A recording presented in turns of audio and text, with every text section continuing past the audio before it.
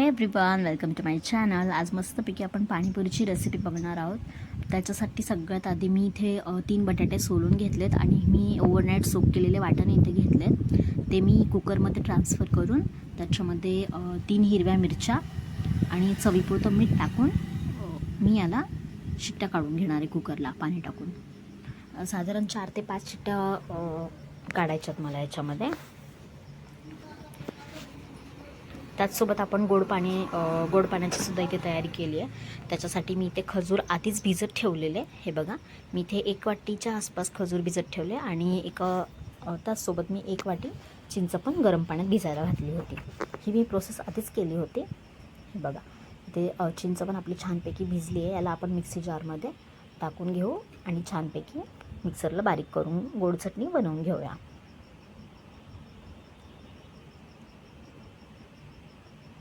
इथे मी मिक्सी जारमध्ये टाकते. त्याचसोबत मी याच्यामध्ये थोडी चिंच पण ॲड करणार आहे. हे आपण मिक्सरला बारीक करून घेऊया.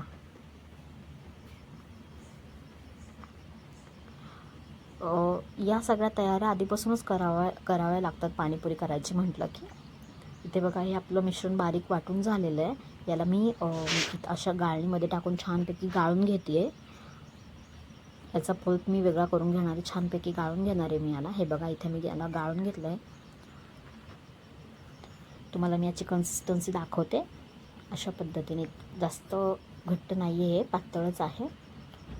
त्याच्यासाठी मला इथे गूळ लागणार आहे. मी साधारण 1 अर्धी वाटीच्या आसपास गूळ मी इथे कट करून घेतला आहे. याच्यामध्ये मी अजून थोडं पाणी टाकून त्याच्यामध्ये गूळ ॲड करते आहे आणि हे मी छानपैकी उकळी काढून घेणार. याला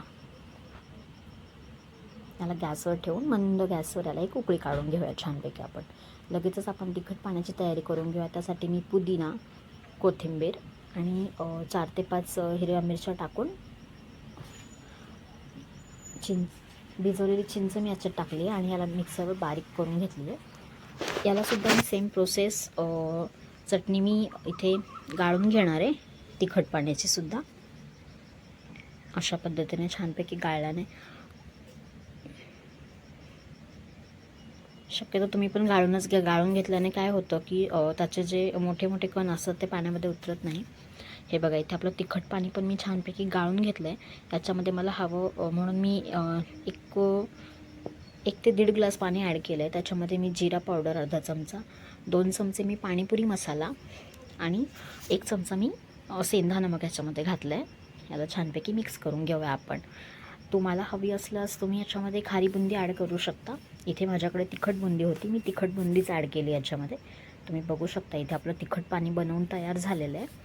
अगदी चटपटीत असं हे पाणी टेस्टला बनतं. तुम्हाला हवं असल्यास तुम्ही त्याच्यात लिंबू पण ॲड करू शकता. हे बघा, कलर किती छान आणि सुंदर कलर आलेला आहे. इथे गोड पाणी पण छान उकळून थंड झालेलं आहे. त्याच्यासोबत मी त्याच्यात जिरा पावडर, अर्धा चमचा पाणीपुरी मसाला आणि थोडंसं एकदम मीठ टाकून मी याला पण मिक्स करून घेणार आहे. इथे गोड पाणी पण आपलं बनवून तयार आहे. इथे मी कुकरला शिट्ट्या काढून घेतल्या होत्या वाटाणा आणि बटाट्याच्या. ते मी छानपैकी मॅश करून घेते आहे. छानपैकी मॅश करून घेऊया आपण याला.